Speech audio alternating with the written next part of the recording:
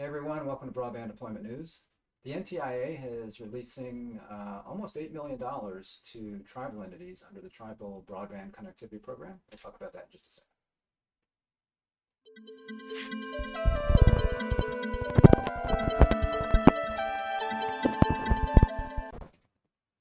Hey there, sorry if there was some noise. I realized I didn't have my mic on, so hopefully you can hear me better. So again, the Tribal Broadband Program is something that's in the news right now. And let's take a look at that. So Biden administration awards nearly $7.7 million in additional grants to tribal groups seeking to develop community broadband plans. So this particular program is something that started under the Consolidated Appropriations Act back in 2021. That was part of the coronavirus, one of the coronavirus packages that passed at the end of the year to help get us through that and help us recover from that. So there was this portion of it, and then a lot of that stuff was later added to the Infrastructure Act, which we'll see here. So NTIA announced today that it's awarded 9 grants as part of the Tribal Broadband Connectivity Program. These grants, totaling more than $7.7 million, are being awarded in 6 states: Alaska, California, Louisiana, South Carolina, Oklahoma, and Washington. These grants will fund projects that promote high-speed internet use and adoption that will enable communities to access and fully utilize resources that will connect them to education, healthcare, employment, and more. The funds can also be used to conduct planning, engineering, feasibility, and sustainability projects, and to expand digital inclusion, workforce, and digital skills development. So all kinds of things they can use these funds for in addition to deploying broadband. And I think some of this was extended with the Infrastructure Act, things like feasibility that I think maybe were not specifically included there, if I remember. For example, Pawnee Nation College in Oklahoma, where NTIA senior rep for broadband Andy Burke will be visiting today, that was the other day, will be establishing a student technology grant and a computer lab on its campus. This computer lab will increase campus-wide internet services and equipment and expand the digital communications curriculum. Meanwhile, the Squamish tribe of Port Madison Reservation in Washington is using its grant to develop workforce training and digital literacy programs aimed at increasing digital inclusion among tribal members. The Tribal Broadband Connectivity Program, which was funded by the Consolidated Appropriations Act of 2021, makes $980 million available. It's $1 billion, but I guess $20 million for administrative kinds of things. Makes $980 million available for grants to eligible Native Americans, Alaska Natives, Native Hawaiian entities for broadband deployment, digital inclusion, workforce development, telehealth, and distance learning. So originally, again, it was about $1 billion.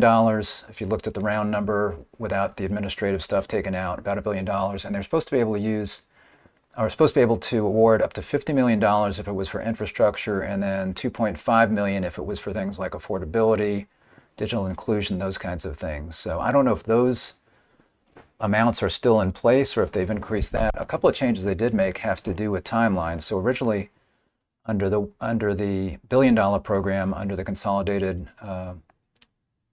program, it's right here in front of me, I just read it, Consolidated Appropriations Act in 2021. Originally under that program, they had 6 months to commit the funds. That's been extended to 18 months now that this is under the Infrastructure Investment and Jobs Act, and they had 1 year to spend the money, and that's been extended to 4 years under the Infrastructure Investment and Jobs Act. So basically, it was originally $1 billion, and when the IIJA passed, then they basically supplemented this particular program with another $2 billion that were added. So again, a portion of that would be administrative kinds of things, but another $2 billion added to that. And NTI received more than 300 applications during the application window, which ended on September 1st, 2021. So that was prior to the IIJA passing.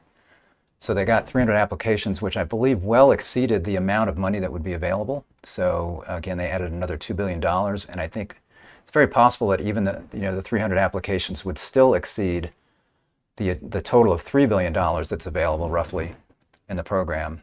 So I don't know if they'll be opening this up to any more applications, or if they're just taking this money and going to be looking at the additional applications that have come in. President Biden recently enacted the Bipartisan Infrastructure Law, that's the Infrastructure Investment and Jobs Act, that provides an additional $2 billion in funding for this program as part of a historic $65 billion investment to expand broadband in communities across the U.S.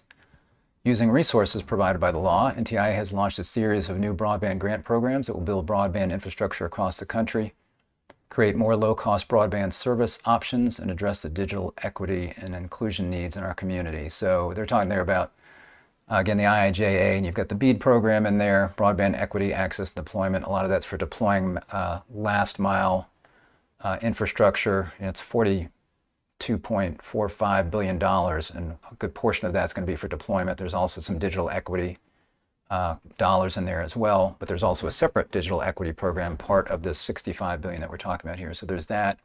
Deployment, equity, affordability. They want to make sure that they can do what they can to bring prices down. There's the Affordable Connectivity Act that's part of that $65 billion. There's $14 billion there to give people a $30 subsidy, plus they're trying to do what they can to increase competition by getting more providers to be able to provide services in areas. So again, this is addressing all of these things. Then it shows you kind of a summary here of some of the, or really all of them. So you got the native village of Falls Pass, use and adoption, $409,000. Yes, $409,000. Salmatoff Native Association, that's also Alaska, use and adoption, also planning, feasibility, and sustainability studies, $90,000. Salmaf Tribe in Alaska, use of the same thing, use of adoption, use and adoption planning, feasibility, sustainability, that's a little over $1 million. Scotts Valley Band of Pomo Indians in California, use and adoption, about a little over $500,000. Rincon Band of the West Lusano Mission Indians of Rincon Reservation, use and adoption, planning and feasibility, sustainability studies, $1.2 million. Coshada Tribe of Louisiana, planning, feasibility, and sustainability, $365,000. Pawnee Nation, which I mentioned, use and adoption, planning, feasibility, and sustainability, almost $2 million there. And the Catawba Indian Nation, South Carolina, use and adoption, almost $1 million. And then the Squamish Tribe, as I mentioned, use and adoption, $1.09 million. And then it mentioned in here, I thought I was reading, where how much of this money has been allocated. Maybe I read it and forgot that I read it. Yeah, here it is. NTIA has now made a total of 43 awards, totaling more than $91 million in funding through the Tribal Broadband Connectivity Program. So there's $980 million available in just this program, and they're specifically referencing this program that was part of the Consolidated Appropriations Act. So that's the approximately $1 billion or $980 million. So only $91 million has been allocated. So there's a lot more money that's coming from this, and then there's another $2 billion on top of that. So I would imagine that we'll start seeing more of these. This is money that, again, this Consolidated Appropriations Act was, well, in general, when it passed, and then here in September 1st, 2021 is when all the applications were received. So we should start seeing more and more of these dollars being let out for these tribal programs, assuming that they're vetted and everything looks good, because they have to go through certain technical aspects and other things. I think the applications are a little bit easier than if you were a service provider, or normally a service provider, but they still have to go through some vetting on those. So we should be expecting to see more money. So it's going to take them a while to get through that first original $980 million, and then you've got the probably almost, somewhere close to $2 billion on the IIJA money that came later. So we should be seeing more of that to come. So there's dollars out there, and some of it's being spent right now, whether it's this program, whether it is ARPA, RDOF, USDA Reconnect. There's lots of money that they're trying to get out as quickly as possible, because they know there's more money coming once the Infrastructure Investment and Jobs Act, the Bipartisan Infrastructure Law, once some of those dollars can start to be released. There's middle mile grant money that's going to be coming from that pretty soon. The application window is now open for that. But the BEAD money, most of that, as far as actual deployment dollars, we're probably not going to be seeing until at best sometime late spring of next year, because there are FCC maps that have to be in place, and they're just now, the window is now open where service providers are out, opens on the 30th, where service providers can start uploading their broadband data coverage, or their broadband coverage in the data fabric. And that window closes in September, and the FCC has said they will be coming out with those maps sometime around November. So those maps come out in November. There's a challenge process, and then there's applications that have to happen between the states and the NTIA, or there's plans that have to go from the state to the NTIA. Then there's applications that have to go back and forth from the service providers to the state, and then the state's got to get with the NTIA. It's got to go back and forth. It's going to be a while before we see some of those dollars. But there's money coming now from some of these other programs, so be looking for that. And when I hear about it, I will certainly let you know.